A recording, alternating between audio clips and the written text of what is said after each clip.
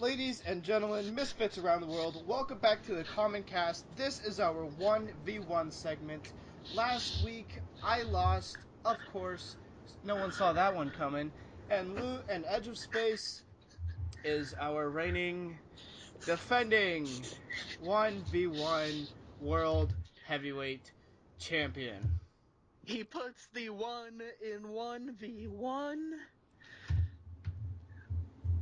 Yeah. I was waiting for you to say my name. Edge of Space. Thank you. Edge of Space! Thank you. Happy? Thank you. All right, and that was good. What is your streak now, Edge? 2-0. Am I 2-0? I mean, I know we've had, before we went official with we actually figured out the rules of how we're going to do this. You're I had 2-0. one victory Cry there about too. it. All right, I'm 2-0. We'll go with that. All right.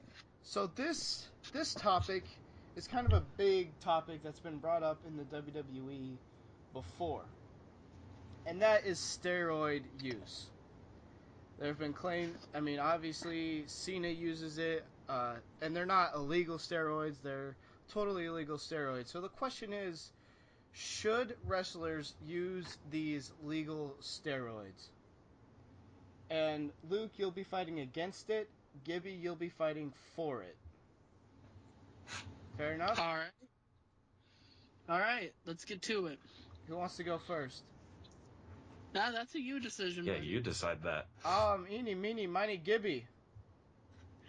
All right, well, right away, it seems like a no-brainer that wrestlers should be able to use steroids.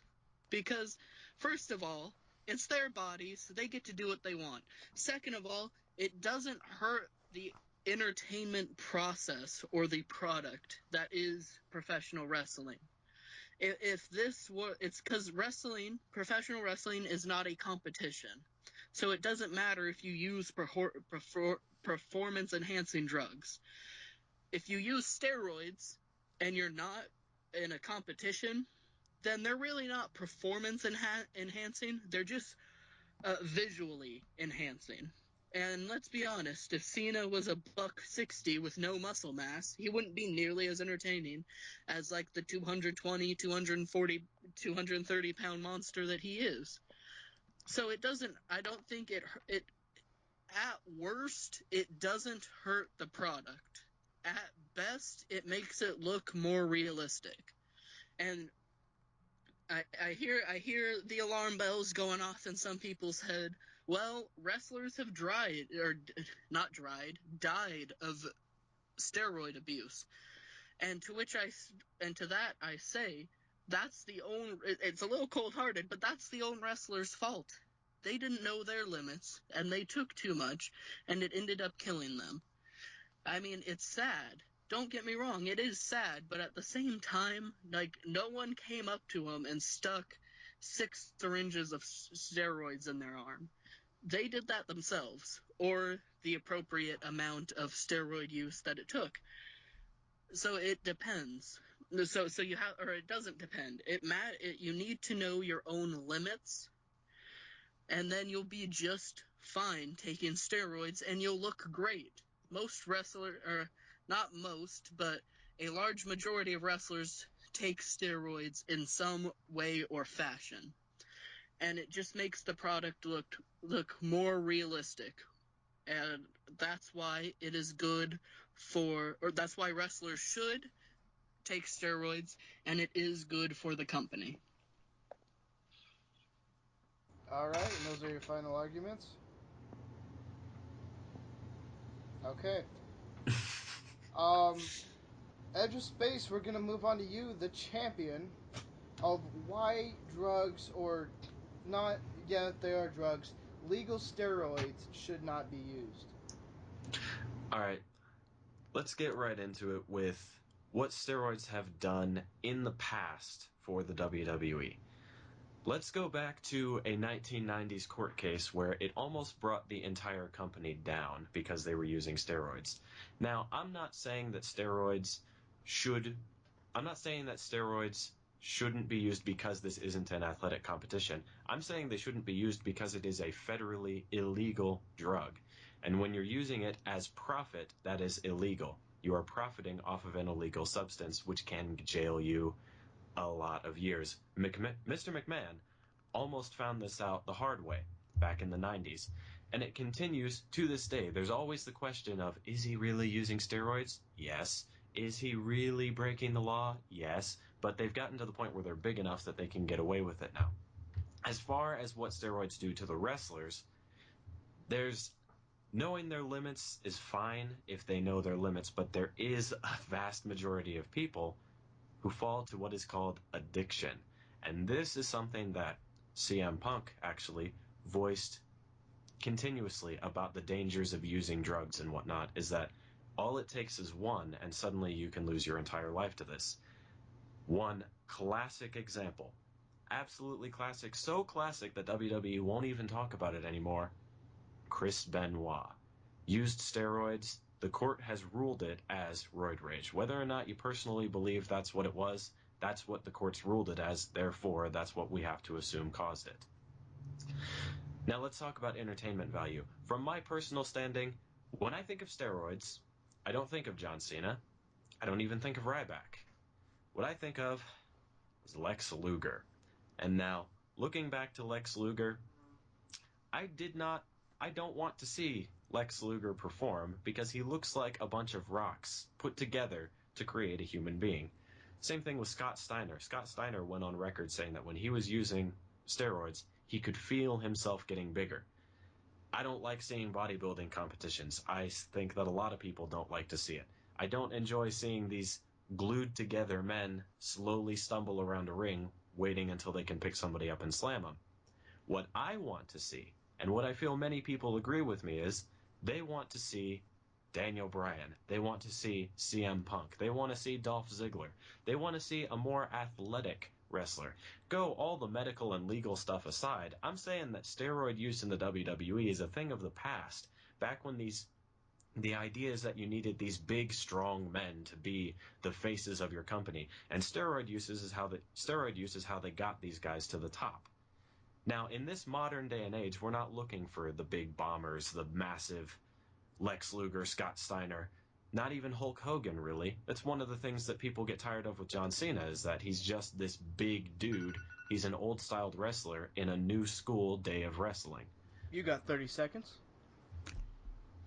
The use of steroids is ultimately hurting the product because we have all these people who are saying that we want these athletic, smaller guys who are going to do the flying stuff. They're going to do the fast stuff. They're going to be good on the mic. There's a statement to be made that steroid use can affect your mental capacity, hurting your promo skills, which is something that you need in this business. If you want more guys like Daniel Bryan, more guys like CM Punk, you can't have steroid use in the WWE. Legal issues and medical issues aside, you need smaller guys. You can't have that with steroids. Ladies and gentlemen, that is what I believe. All right, and I'm going to jump right into my rebuttal because right away, little guys can take steroids. There's different types of steroids. You don't just get buffed out and beefcaked right away using any type of steroids. Your example that you used for a wrestler that extended his limits, like Chris Benoit wasn't a big, strong, well, he was strong, but he wasn't a big, muscled guy. He was a cruiserweight while using steroids in WCW. And when they got rid of those titles, or when they changed the demographic later on in WWE, he was still considered a little guy, and yet he still used steroids. Little guys can use steroids. There's steroids that'll make them leaner, not necessarily more muscular. So, guys like Daniel Bryan could use steroids. Guys like CM Punks could use steroids. I don't know if they do, so I'm not going to blanket that they use steroids. Or I know CM Punk doesn't use steroids. That was a bad example, but little guys can still use steroids and use it to their advantage. Going back to your court case, the reason that WWE is allowed to use steroids now as opposed to earlier is because they fully admit that they're an entertainment business. because you're allowed to use steroids for movies or for TV shows. You can make profit off of those steroids. It was back when WWE was a federation that they were trying to sell themselves as a competition. That's why WWE got sued, and that's one of the reasons they eventually had to change from WWF to WWE. One of the reasons that Vince McMahon broke kayfabe is because was a political move to try and save their asses because of that, because of being sued. No one makes wrestlers use steroids. If wrestlers know their own limits, there won't be any problems. I would say that if wrestlers are going to use steroids, that in some way they get some sort of counseling or trainer. That way, if they do get addicted, there will be help for them. I won't deny that process at all. But steroids, so far, if managed correctly, only help the business. But when there's a bunch of backwards politics and slandering going on, then that's when it gets crazy from the steroids perspective. But steroids, once again, when managed and controlled and used effectively the way they were intended to be used, then there is no problem using steroids for WWE, no problem for wrestlers using it, and it only helps the business. I'll cut you off right there, and I'll step right into where you said that you can find management and help for these people. But that's the problem with steroids, is that there isn't really management available for it. Steroids, when you begin using them, make you stronger for the initial push that it gives you, and it helps you maintain that massive push that you have. But once you stop using it, you find yourself not only weaker, but weaker than you were before you started. This is a proven medical fact. There is no proper counseling. They will never be the same once they say get out of the business, where they're already getting brutally ruined by all the bumps, slams, and impacts that they take in the ring in general. If you're giving them steroids and then when they retire they say stop using steroids, now not only do they have weakened bodies, they have weaker muscles than they would have otherwise. And that's bad because they're already broken. And then we'll go into the entertainment aspect of this. You keep saying that steroids helps make the product more entertaining. I disagree. I find guys like, say, Rey Mysterio. I find guys like Eddie Guerrero, there may be statements that Eddie Guerrero used steroids, but in all honesty, the style of wrestling that he did, he could have pulled that off without using steroids. The fast, agile, active stuff. These guys, there are steroids that they could be taking, but the thing is that they aren't. Daniel Bryan, he's a vegan, he's a goat, he's this super, hipster guy. He's not going to be doing steroids, and you can see he kind of has a little bit of a gut, but he still manages to be athletic and move around the ring. Also, there's the fact that the product is PG. Now, it is entertainment. It is not a sports competition.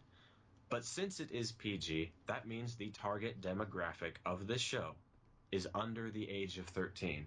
Under the age of 13 are kids who we do not want to have them be looking at John Cena, say, I want to be like John Cena. What do I have to do to be like John Cena? And somebody say, oh, you won't be like him unless you use steroids. That's setting them down a wrong path.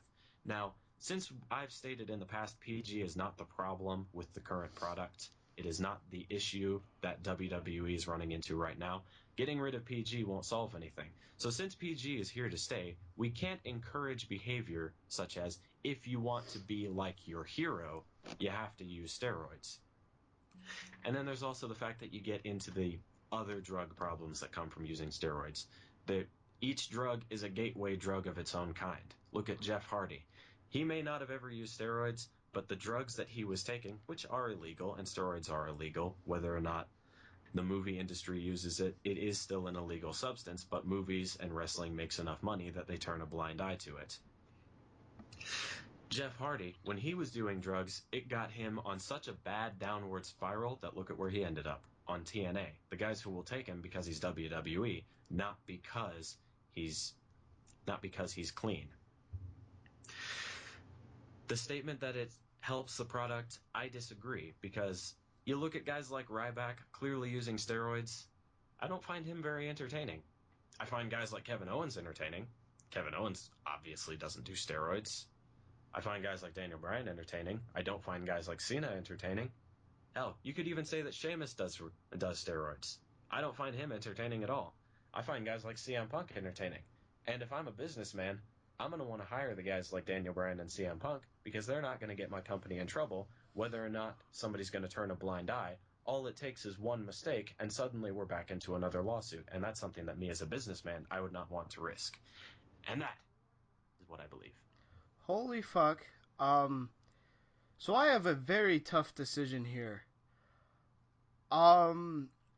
This is, you guys, you both made fantastic arguments. One of the big arguments I found very compelling from Gibby was that it's no longer displayed as a competition business, that it's an entertainment business, so technically it's okay.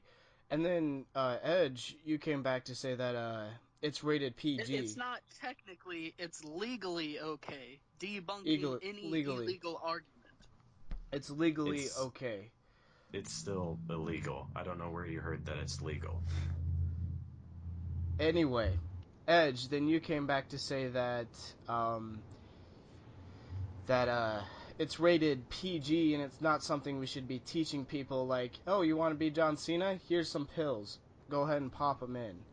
You know, again, like Daniel Bryan and CM Punk, probably the bigger names than people like Ryback and arguably Cena. I mean, Cena's a big name, but if someone who's really into wrestling, they more than likely they would be more compelled to cheer for Bryan over Cena from my standpoint. So this leaves me, I don't know if I want to bring in help for this, but I don't know. This leaves me with a very tough decision of who wins. And I'm going to have to go with the reigning, defending 1v1 champion, Edge of Space, because I felt some of his arguments kind of countered the arguments that Gibby made, and just like we shouldn't be teaching people. It'd be if it was not rated PG, then Gibby probably would have won. But if it was just an entertainment business and still PG-14, then Gibby would probably have won. Any thoughts? No? And still. Okay. There we go. That's it. But no, that was good. Like, there was a lot of arguments in there that I had to think on the fly to come up with counters for. And I'm going to look up whether or not they're actually illegal, because clearly we both stand on opposite ends of the fence and we both think we're right. So I'm going to look this up real fast and share it in the chat that we can review once we are finished recording this. Anabolic steroids are illegal or class 3 steroids are illegal, but supplements such as pills or some supplements are not illegal. So it would depend on what steroids wrestlers are using. And I would say that since they've already almost lost their ass, that most steroids that wrestlers would be using steroids that are legal, not the illegal ones. All right, ladies and gentlemen, that concludes this episode of 1v1. Our streak man, Edge of Space, currently the 1v1 World Heavyweight Championship. Congratulations. That means next week on 1v1, I will be going against Edge of Space again, which will be fan-fucking-tastic, and maybe I'll lose on a disqualification. Anyway... that means Gibby will be moderating next week, and we will see you next time on 1v1. Please, actually, before we go, follow us on Twitter at TGCommonCast. Follow me on Instagram at Turk2024. Leave comments below whether you think steroids should be used or should not be used, whether they help or don't help the company. And ladies and gentlemen, we will see you next time. Have a great day.